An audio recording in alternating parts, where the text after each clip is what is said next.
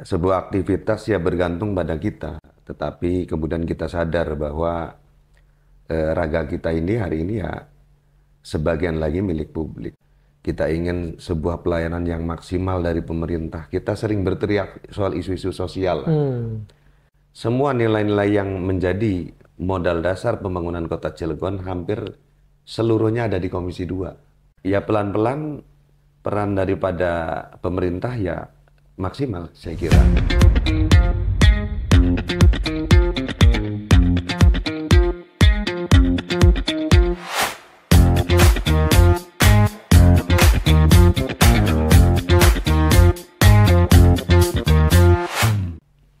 Assalamualaikum warahmatullahi wabarakatuh. Berjumpa kembali sahabat BCO dalam acara podcast bersama narasumber yang terpercaya. Dan pada kesempatan kali ini kita bersama DPRD Kota Cilegon. Dan tentunya kita akan berbicara banyak tentang perkembangan-perkembangan yang terjadi di Kota Cilegon.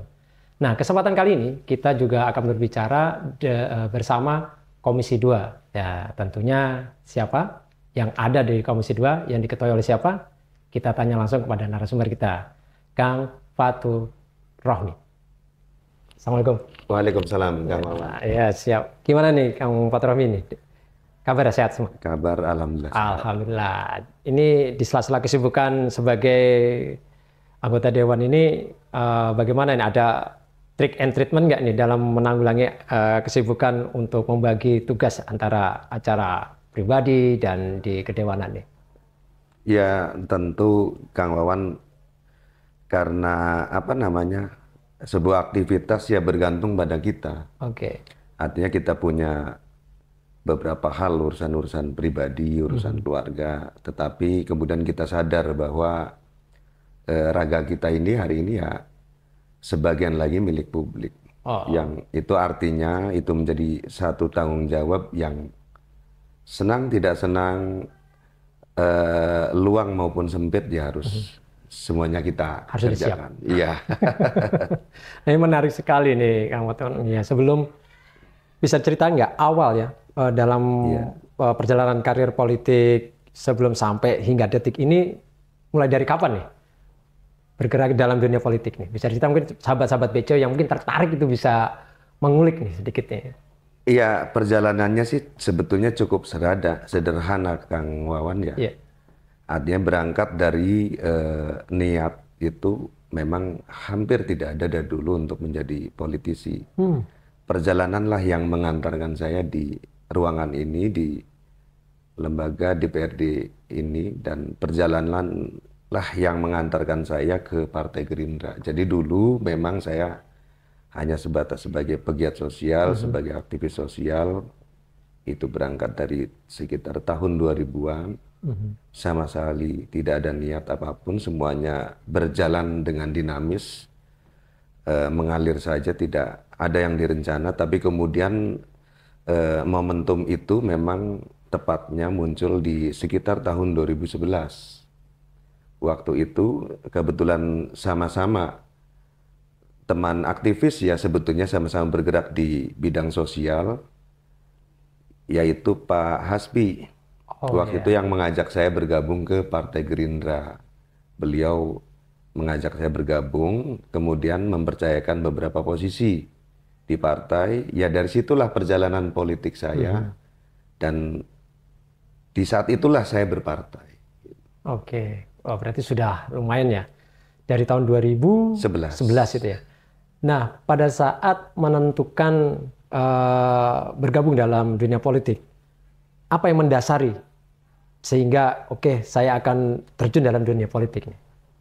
Jadi Kang Wawan, dulu saya di 10 tahun lebih ya di dunia pergerakan, di dunia jalanan. Itu kita sering teriak-teriak soal kesejahteraan, kemudian teriak-teriak soal meningkatnya angka pengangguran. Kita sering teriak-teriak karena kebetulan kita juga sebagai praktisi waktu itu yang sering membantu masyarakat soal mengakses pelayanan kesehatan. Kita ingin sebuah pelayanan yang maksimal dari pemerintah. Kita sering berteriak soal isu-isu sosial. Nah kemudian banyak senior-senior saya yang mengatakan pada saat saya ingin bergabung dengan Partai Gerindra, itu mengingatkan begini bahwa ya sudahlah masuklah. Nanti kamu di dalam pasti bisa berbuat lebih dari apa yang hari ini kamu perbuat.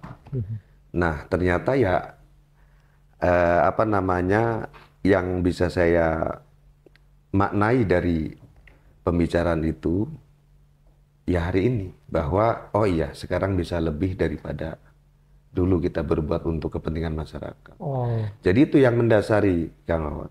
Artinya bahwa ketika kita masuk ke dalam sistem itu banyak hal yang bisa kita perbuat, banyak hal yang bisa kita suarakan yang kemudian tentu suara-suara itu bisa lebih diperhitungkan dengan posisi kita hari ini.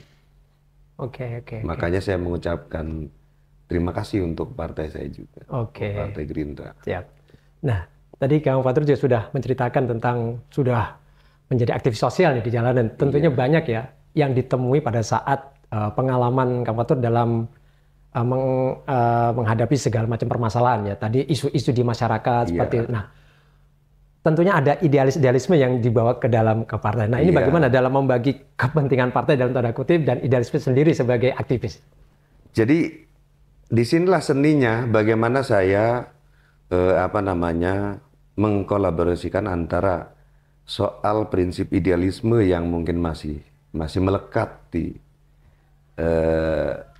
jiwa saya, kemudian ada persoalan-persoalan kepentingan partai. Ini kan yang istilah kalau teori sih harus cocok logi nih. Cocok logi. Iya, harus disesuaikan. Jadi begini, kenapa saya sangat tertarik ketika mendapat penjelasan tentang Partai Gerindra ini dilahirkan, yang kalau tidak salah sekitar tahun 2008 didirikan.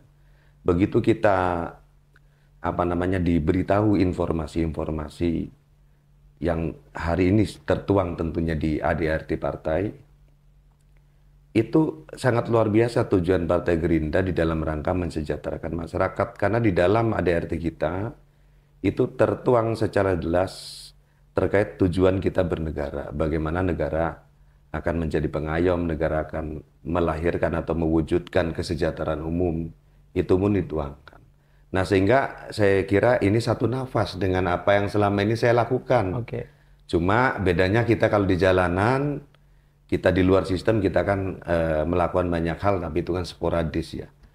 Keduanya, banyak hal yang kita lakukan, kita tidak bisa mengakses langsung pada persoalan kebijakan.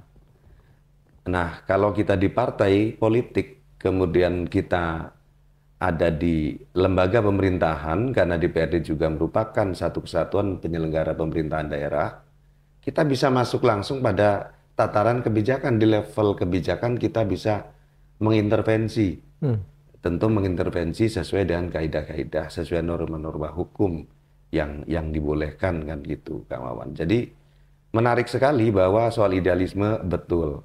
Kita banyak hal yang tentu ada beberapa hal yang mungkin sedikit ada ketidaksesuaian. Nah, kemudian perjalanan itulah yang akan menyesuaikan dengan sendirinya. Sehingga hari ini alhamdulillah soal prinsip-prinsip pergerakan, prinsip-prinsip yang nilai-nilai yang dulu kita bangun di jalanan ya hari ini tetap masih ada. Wah, sahabat BCO nih ya, ini patut dicontoh nih ya. Berjalannya waktu ya dari pengalaman sebagai aktivis sehingga terjun langsung dalam penentuan kebijakan, masuk dalam sistem begitu ya. Nah, akhirnya kita pun mengetahui bahwa ketika bergabung dalam politik, tentunya ada beberapa hal-hal yang harus disepakati bersama seperti itu kan. Dan di dalam DPRD sendiri itu kan bermacam-macam partai nih. Nah, bagaimana caranya tuh pada saat ketika kepentingan partai-partai yang ada, tentunya di komisi-komisi kan ada beberapa wakil berbagai fraksi. Nah, ini menyamakan persepsi seperti apa nih, Kang Fatur mungkin bisa bercerita nih. Jadi memang menarik, Kang Wawan. Di pemilu 2014 saya sempat diminta pimpinan partai di level DPC Partai Gerindra Kota Cilegon untuk mencalonkan diri. Cuma pada saat itu saya merasa belum siap. Barulah kemudian di 2019 saya menyatakan sudah siap. Saya melapor ke pimpinan partai. Waktu itu kebetulan juga masih Pak Hasbi. Saya lapor, saya bilang saya siap nyalon. Kemudian saya ingat sekali saya dipanggil almarhum Pak Desmond J. Maesa. Ya. Oleh almarhum ditanya juga, basis kamu apa? Saya bilang, Pak Ketua, basis saya waktu itu kebetulan saya Ketua RW di kampung saya. Terus yang lain saya aktivis. Terus yang lain itu ditanya detail, Bu. Nah kemudian barulah ada satu kesimpulan, ya sudah kamu berjuang di pemilu ini. Dan alhamdulillah ya saya mendapat kepercayaan dari masyarakat, kemudian saya terpilih mewakili Dapil Grogol Plumerak. Waktu itu masih Dapil 3, kalau pemilu 2024 Dapil 4 Grogol Plumerak. Waktu itu saya terpilih, kebetulan Gerindra mendapatkan kursi kedua di Dapil Grogol Plumerak. Nah yang menarik itu saya ingin menyampaikan, Kang Wawan, partai kemudian ketika selesai pelantikan, kita ada sedikit wawancara. Itu partai langsung menunjuk saya ke Komisi 2 atas hasil wawancara tersebut. Kemudian lebih mengagetkan lagi, saya diminta untuk bersiap-siap jadi ketua komisi untuk level seorang Fatur Romi yang pada saat itu tidak memiliki sama sekali pengalaman. Disitulah saya di awal tentu kebingungan. Saya harus ngapain? Terus caranya bagaimana? Apa yang harus saya lakukan itu di situasi kebingungan. Tetapi kemudian sekali lagi waktulah yang mengajari saya. Banyak senior-senior tentu saya tanya, yang saya konfirmasi untuk memberikan pengalaman-pengalaman mereka kepada kita, terutama senior-senior di Partai Gerindra. Jadi pasca saya terpilih jadi ketua komisi, tentu di dalam satu alat kelengkapan dewan, yaitu komisi ini banyak sekali kepentingan, Kang Wawan. Karena diisi oleh hampir seluruh fraksi yang ada di DPRD. Nah tentu memadukan gerak Komisi 2 ini, tentu yang kita lakukan di awal adalah bagaimana pendekatan personal, pendekatan emosional kita dahulukan. Kita dekati teman-teman yang memang memiliki kepentingan yang berbeda, memiliki partai dan fraksi yang berbeda. Itu pertama, pendekatan terlebih dahulu.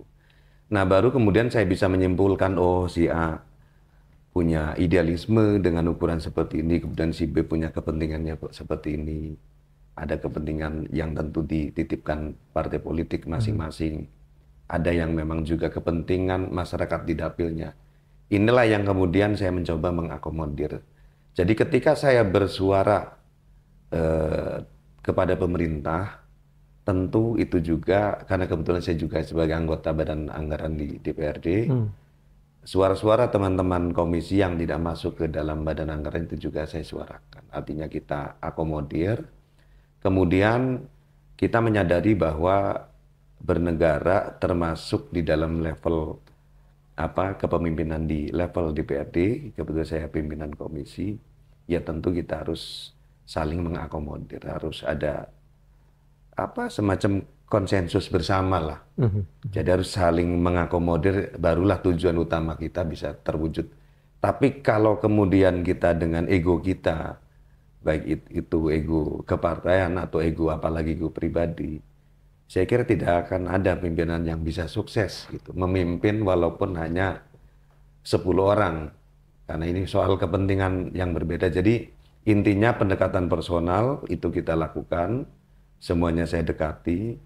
Baru kemudian kepentingan-kepentingan mereka juga kita akomodir secara proporsional, dan tentu harus kita hormati eksistensi mereka atau kedudukan mereka di komisi. Oke, nah menarik sekali nih ya sahabat BC ya. Tadi Kang Fatur sudah menceritakan bahwa tanpa ada pengalaman tentang berpolitik tiba-tiba langsung ditunjuk di partai untuk menjadi ketua komisi 2 begitu ya. Nah, tentunya sahabat BC ingin mengetahui juga nih Kang Fatur. Bagaimana dalam sejauh mana pendampingan dari partai sendiri untuk memberikan sebuah edukasi politik terhadap kader-kader yang berada di DPRD ini? Jadi luar biasa Kang Wawan, artinya sekali lagi saya merasa banyak pengalaman, terutama dari Partai Gerindra. Pendidikan politik yang dilakukan partai ini tidak main-main. Saya kebetulan punya sertifikat, ya artinya dari Hambalang. Dididik mungkin kalau boleh saya katakan ya semi-semi militer lah.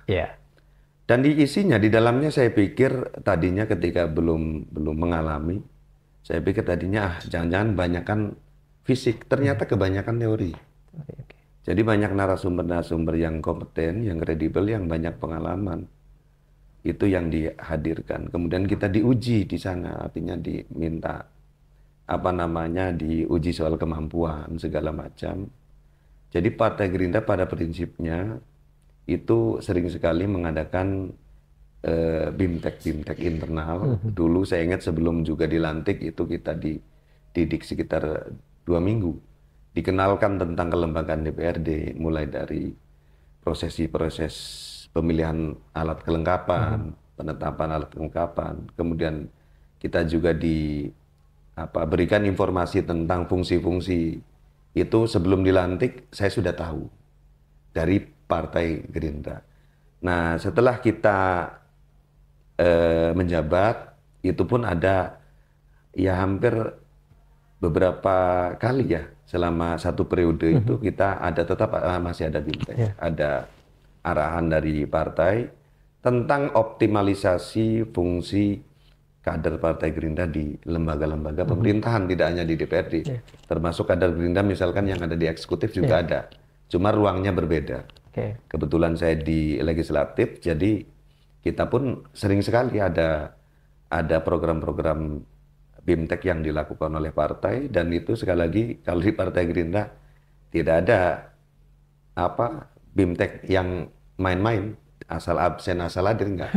Tapi Gerindra luar biasa dalam rangka mencetak kadernya itu agar pertama yang paling diutamakan oleh partai itu adalah kader itu minimal memiliki sense of krisis ya, terus sense of belonging.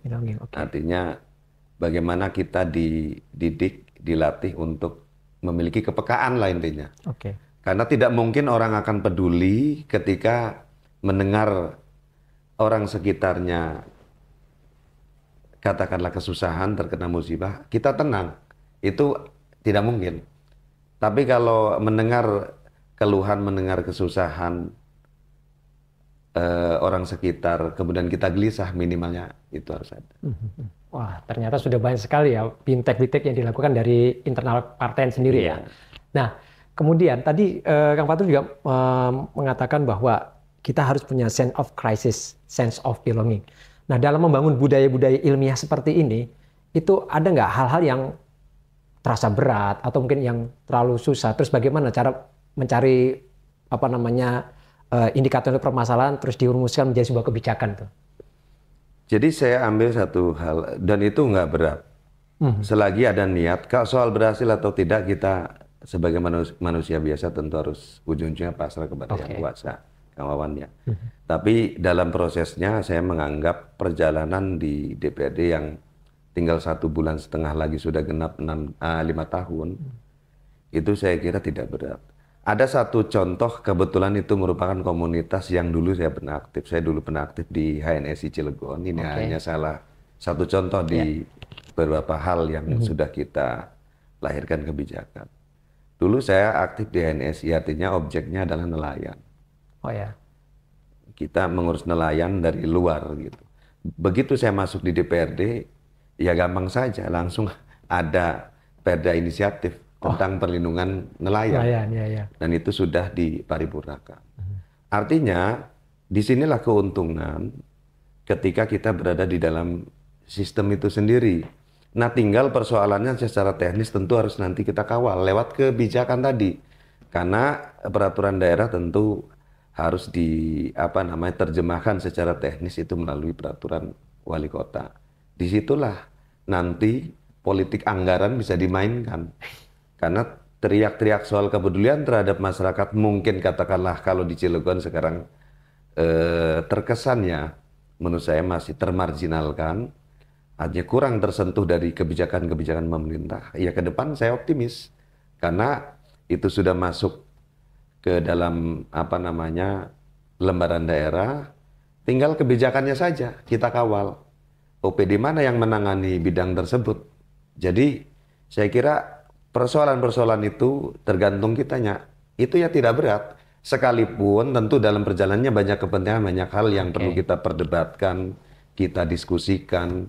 Ada juga teman-teman mungkin yang katakanlah teman-teman dari industri pada saat itu memberi masukan, bagaimana kalau nelayan ini mengganggu karena ada aturan tentang kelautan kan yang memiliki regulasinya, yang menjalankan regulasinya itu KSOP soal bagaimana di jeti tidak boleh ada lalu lalang nelayan, itu kan tidak boleh. Tapi kemudian semuanya kita dengarkan, ya kita tuangkan dalam satu kebijakan di dalam peraturan daerah itu, alhamdulillah clear ya. Tidak terlalu berat atau susah gitu ya, sehingga mudah ya. Karena ada teman-teman yang bisa didiskusikan bareng-bareng gitu ya. Nah, Kang Fatur tadi juga disampaikan tentang pemerintah daerah nih. Nah, dalam tupoksinya DPRD Kota Cilegon khususnya di Komisi 2 tentunya mempunyai kebijakan-kebijakan di mana pemerintah Kota Cilegon sebagai eksekutifnya. Nah, ini bagaimana nih dalam berjalannya antara kebijakan dari DPRD dan pemerintah Kota Cilegon dalam membangun Kota Cilegon itu sendiri seperti apa?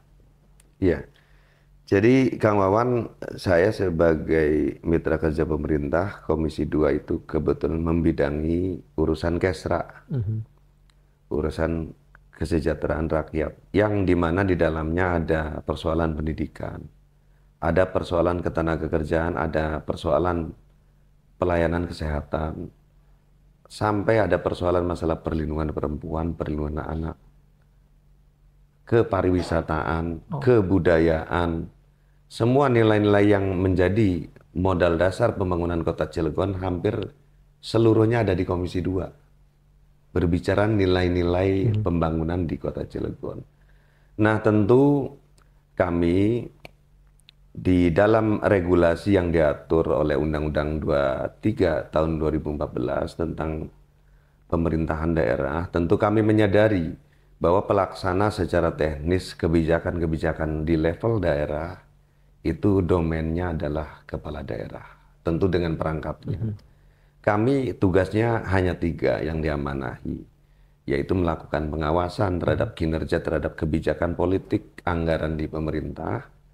Kemudian kami diminta membahas bersama-sama tentang pembentukan peraturan daerah, dan kami bersama-sama dengan pemerintah melalui alat kelengkapan dewan yaitu Badan Anggaran untuk membahas anggaran bersama-sama pemerintah, sekalipun tahapannya tetap dimulai dari komisi terlebih dahulu sebelum difinalisasi oleh Badan Anggaran.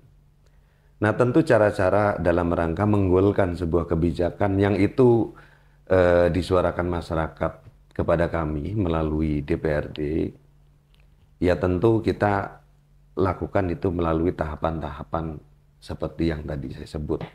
Lewat komisi terlebih dahulu, kita panggil OPD, kemudian kita bahas bersama, apakah kemudian usulan-usulan atau masukan dari masyarakat, dalam hal ini dalam bentuk aspirasi yang kita serap, entah melalui reses atau melalui sehari-hari, kadang kita sambil berkunjung ke masyarakat, entah itu takziah, entah itu kundangan, kadang obrolannya seputar pembangunan. Nah, maka itu kita serap, kita tindak lanjuti secara teknis di level komisi. Kita panggil OPD terkait, kita diskusikan, kemudian ya sudah nanti diusulkan secara formal pada saat rapat kerja anggaran dilakukan oleh komisi dengan mitra kerja. Itu kita kawal sampai APBD Kota Cilegon diketuk. Gitu. Itu kita kawal. Kebetulan saya sebagai anggota Badan Anggaran juga. Nah, apa yang menjadi dasar aspirasi masyarakat yang sering saya jumpai? Ini yang menarik gitu. Nah, karena kebetulan kita urusan pelayanan dasar, hampir setiap obrolan, topik obrolan di masyarakat, di warung kopi, dimanapun, hampir menyentuh pada satu persoalan yang memang menjadi kewenangan kami. Apa sih yang sering muncul di masyarakat, yang sering muncul di dapil saya kebetulan? Itu kan adalah yang pertama persoalan kesejahteraan. ada misalkan ketimpangan masalah ekonomi. Di satu sisi ekonomi makro kita mengalami peningkatan, tetapi bicara pendapatan per kapitanya itu kan tidak merata. Ada masyarakat yang di satu sisi mendapat penghasilan cukup tinggi per tahunnya, bisa sekian miliar. Ada masyarakat yang penghasilan justru paling rendah. Dalam satu hari hanya bisa mengumpulkan 10 atau 20 ribu. Nah, kemudian apa yang harus saya tindak lanjuti? Itu biasanya kita usulkan melalui dinas sosial, kebetulan mitra kerja kita. Nah, topik yang lain apa yang menarik? Kadang-kadang persoalan pengangguran. Bagaimana menjamurnya industri di Kota Cilegon, terutama di dapil saya, bahkan sekarang yang sedang berjalan itu kurang lebih 63 triliun di dapil saya, PT Lotte, itu kebetulan ada di Kecamatan Grogol. Ini menjadi topik yang hangat di masyarakat sehari-hari. Kenapa?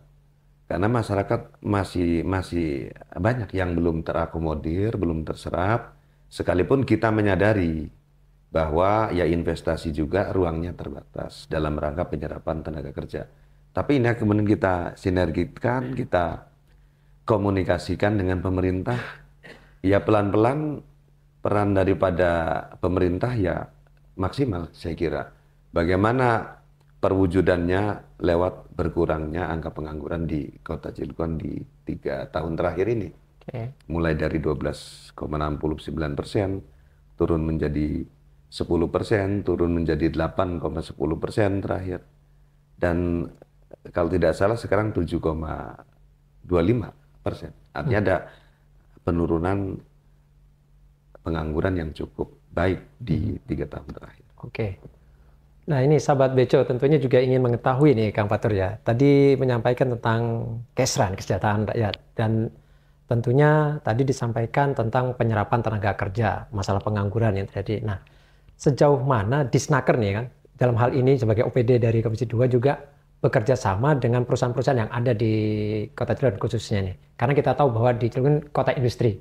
Tapi tetap saja itu masih ada kesenjangan-kesenjangan di masyarakat yang terjadi itu. Jadi terlepas tentu kebijakan-kebijakan pemerintah melalui kepala daerah hari ini Pak Wali Kota ya, itu memiliki kebijakan soal penuntasan angka pengangguran berbasis penyerapan di sektor industri dan berbasis yang lainnya adalah penyerapan di sektor UMKM. Nah, peran Disnaker di mana? Jadi Disnaker sebagai salah satu mitra kerja kita, itu kita dorong bagaimana mereka melakukan komunikasi secara teknis dengan cara entah copy morning atau apa, dan itu pernah beberapa kali dilakukan. Itu kebetulan usulan kami, karena tentu kami hanya lembaga yang mengawasi jalannya pemerintahan. Secara teknis kan mereka, ya meskipun kadang-kadang kami diundang. Itu Dinas Tenaga Kerja melakukan komunikasi, dikumpulkanlah seluruh HRD, tentu sesuai regionnya, sesuai kalau di politik sesuai dapil lah. Dapil, siap. Katakanlah Merak terlebih dahulu, kemudian kawasan Ciwandan. Nah setelah dikumpulkan, barulah tujuan-tujuan pemerintah, program-program pemerintah, cita-cita didirikannya Kota Cilegon disampaikan terhadap industri, yang tentu salah satunya adalah bagaimana menciptakan kesejahteraan umum. Lebih teknisnya adalah bagaimana masyarakat Kota Cilegon ini bisa sejahtera melalui peran mereka atau keikutsertaan mereka di wilayah-wilayah, di sektor-sektor industri. Nah, alhamdulillah dari upaya-upaya tersebut, sekalipun mungkin angka pastinya perlu saya konfirmasi, tetapi alhamdulillah sekarang HRD atau perusahaan-perusahaan di Kota Cilegon itu sudah mulai melaporkan ketika mereka ada kebutuhan dan yang sesuai kompetensinya, tentu mereka komunikasikan kepada Dinas Tenaga Kerja. Nah, ini berlaku untuk masyarakat Kota Cilegon, tidak diskriminatif untuk wilayah tertentu. Intinya untuk masyarakat Kota Cilegon yang berbasis KTP minimalnya 6 bulan. 6 bulan. Sudah lebih berKTP-nya seumurnya sudah 6 bulan. Nah, apa yang menjadi topik penting daripada program pemerintah yang di awal saya sampaikan? Yaitu atas tantangan dari 320-an industri kurang lebih di Kota Cilegon, ada 120-an kurang lebih PMA. Jadi perusahaan asing ada 120-an, Kang Wawan, itu luar biasa. Ini kan membutuhkan satu kompetensi, skill yang memang harus sesuai dengan kebutuhan mereka. Maka kami mendukung penuh ketika waktu itu kepala daerah yang baru dilantik sekitar tahun 2021 awal, itu kita mendukung salah satunya program beasiswa full sarjana. Bagaimana pembiayaan kuliah masyarakat Kota Cilegon terutama yang berprestasi dan kurang mampu ini bisa dibantu oleh pemerintah, itu kita dukung dalam rangka meningkatkan SDM tadi. Untuk apa? Untuk kebutuhan industri. Tantangannya sekarang justru tinggal bagaimana mendorong masyarakat ini agar lebih tertariknya di kampus-kampus teknik. Sementara kalau melihat grafiknya justru yang meningkat kampus-kampus non-teknik. Sementara kebutuhan di lapangan lebih banyaknya teknisi, orang-orang teknik yang lebih dibutuhkan daripada di luar itu kalau bicara di lapangan. Nah, kemudian tantangan yang berikutnya kita juga dorong melalui Dinas Tenaga Kerja agar industri-industri ini bekerja dengan SMK yang ada di Kota Cilegon. Sekalipun kewenangan di level SMK, SMA itu kewenangan provinsi, tapi tidak masalah lah. Yang paling penting yang bersekolah di SMK tersebut kan warga Cilegon. Jadi itu ada kerjasama. Yang tentu kita minta didorong penyalurannya melalui politeknik yang ada di Anyar, yang milik Kementerian Perindustrian. Karena kalau itu sudah ikatan dinas. Jadi itu pun kita dorong melalui Disnaker, dan alhamdulillah ya capaiannya positif. Ada hasil-hasil positif, sekalipun belum signifikan, belum maksimal lah. Tetap masih terus kita dorong. Dan kebetulan ini OPD favorit saya, Kang Wawan. Artinya OPD yang sering interaksi. Kenapa? Karena banyak persoalan. Kita tidak mau melihat masyarakat sekali lagi tidak bisa mengakses ruang-ruang yang ada di Kota Cilegon, terutama ruang industri. Jadi di Snaker ini sering sekali lah saya kunjungi sering, mereka mengunjungi kami sering, karena memang persoalan inilah yang saya kira memang sangat dibutuhkan masyarakat.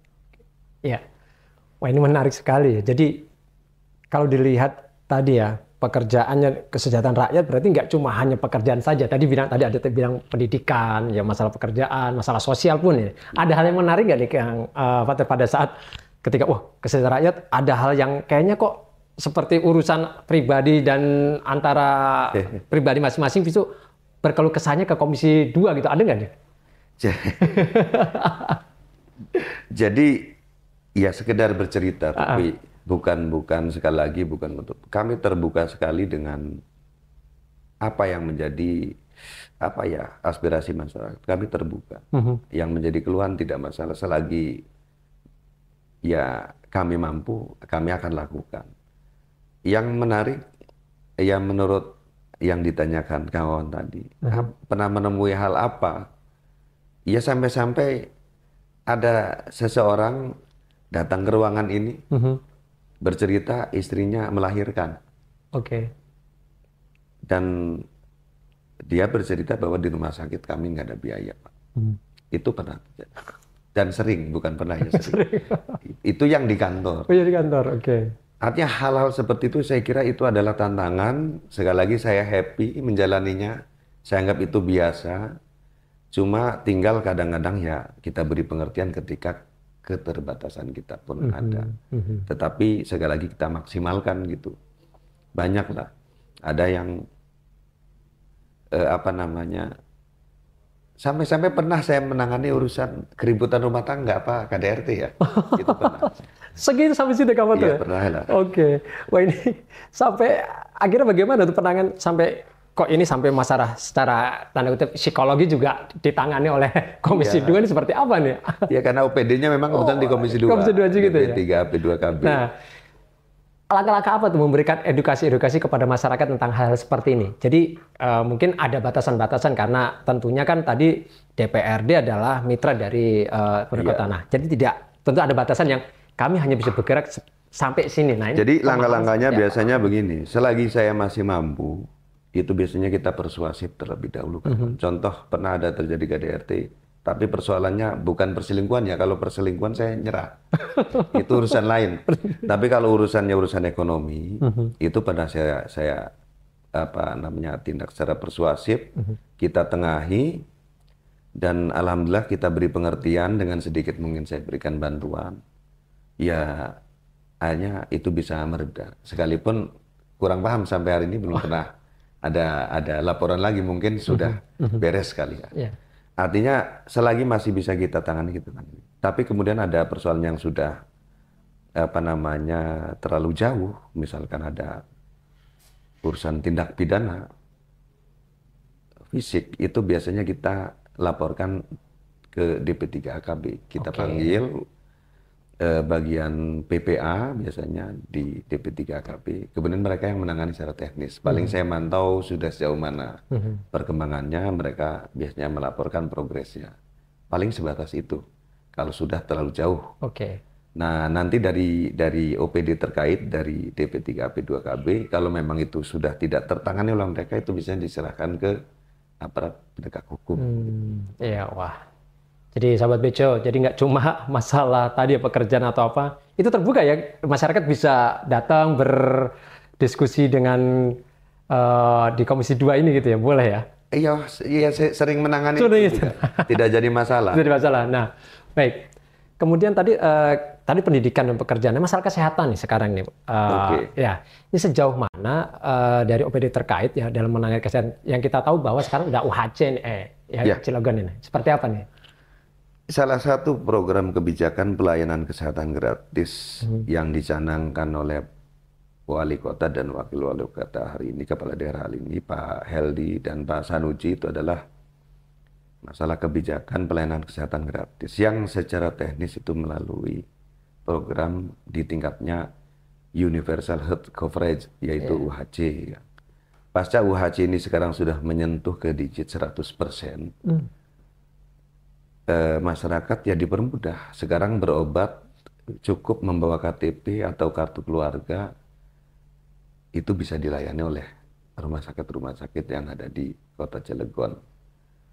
Jadi kebijakan-kebijakan kesehatan ini dalam perspektif pembiayaannya ini sudah cukup meringankan masyarakat. Sekalipun kami mengingatkan kepada pemerintah melalui Dinas Kesehatan, melalui RSUD, pemerintah jangan berpuas diri, jangan berbangga diri, dan jangan berpuas diri. Ini mengingatkan.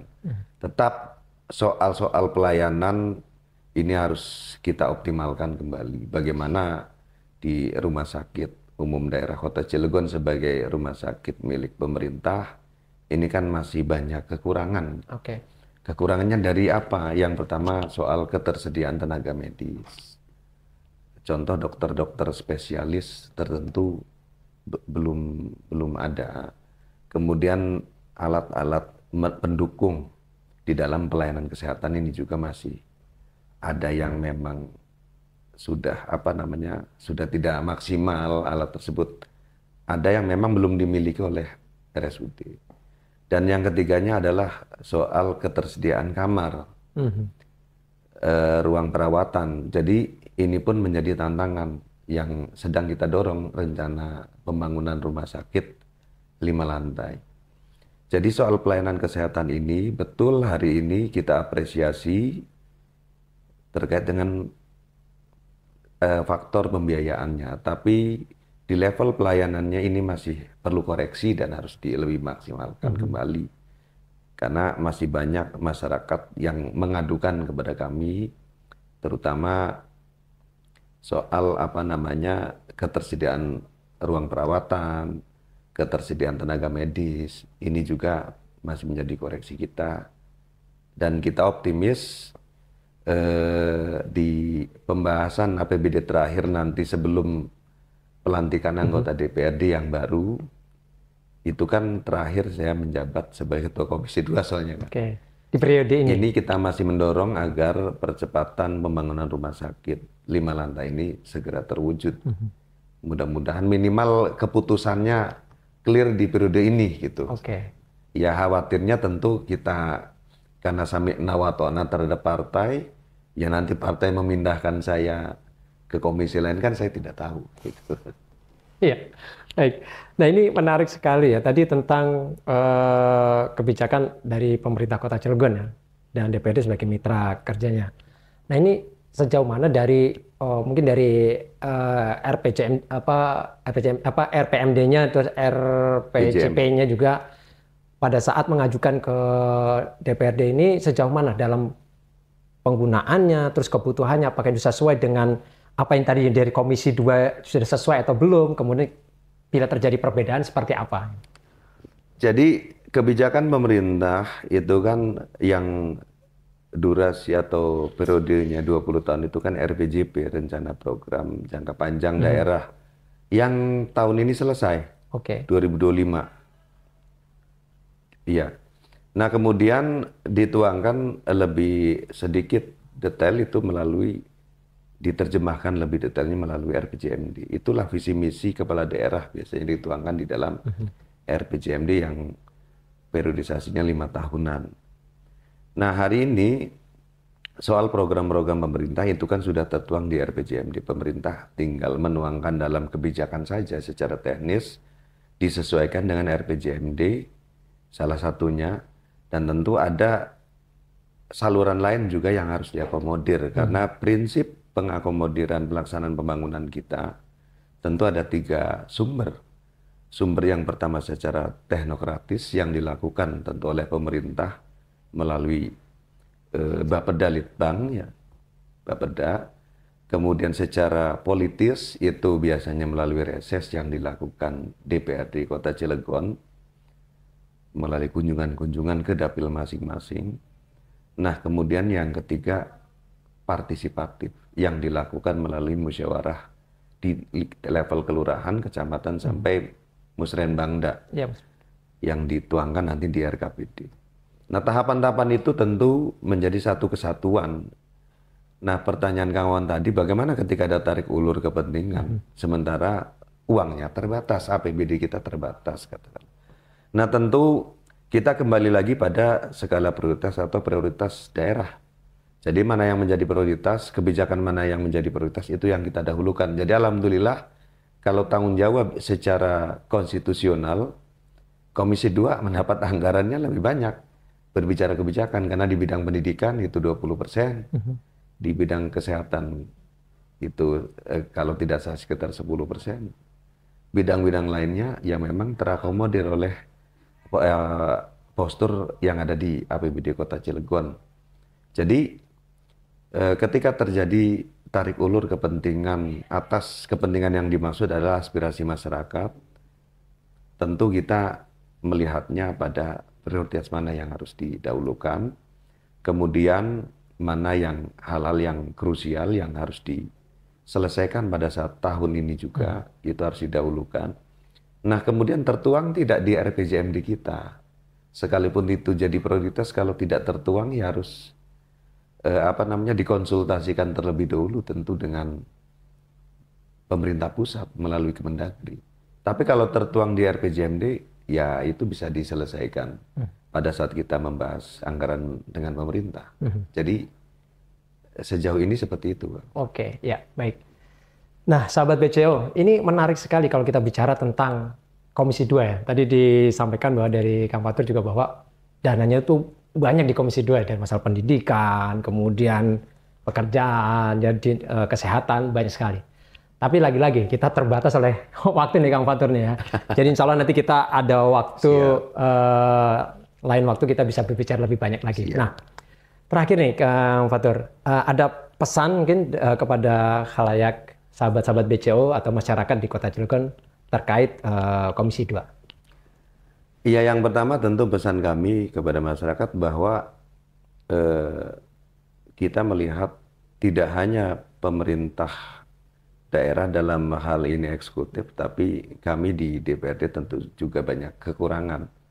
Nah, tentu ketika ada satu hal isu-isu di masyarakat, ya kami dengan tangan terbuka, baik itu melalui staf kami yang ada di Komisi 2, ya siap menampung aspirasi itu. Nah, keduanya kami juga mengingatkan kepada pemerintah, sekali lagi kita tidak boleh berpuas diri dengan capaian-capaian yang sudah dilakukan sampai hari ini. Pada prinsipnya tidak ada yang selesai soal melayani masyarakat. Tidak akan tuntas maksudnya. Terus berkesinambungan terus kita lakukan, sehingga ya pemerintah harus terus berupaya maksimal, harus meningkatkan program-program secara inovatif, ya harus ada inovasi, dan harus responsif, itu yang paling penting. Kalau lo respon repot nanti kawan. Nah, yang terakhir tentu di dalam penyelenggaraan pemerintah, sekali lagi pasti banyak sekali kekurangan. Kami terbuka menerima kritik, menerima masukan, menerima saran, dan tentu kritik bagi kami adalah obat yang bisa menyembuhkan. Oke, wah, super sekali ya. Baik, sahabat BCO, itu tadi ya perbincangan kita pada kesempatan kali ini bersama Kang Patrick Rohmi, Ketua Komisi 2 DPRD Kota Cilegon. Satu kalimat yang bisa kami ambil dari perbincangan ini adalah sebagai anggota DPRD Kota Cilegon harus fast respon. Terima kasih, saya Kang Wawan. Wassalamualaikum warahmatullahi wabarakatuh. Waalaikumsalam warahmatullahi wabarakatuh.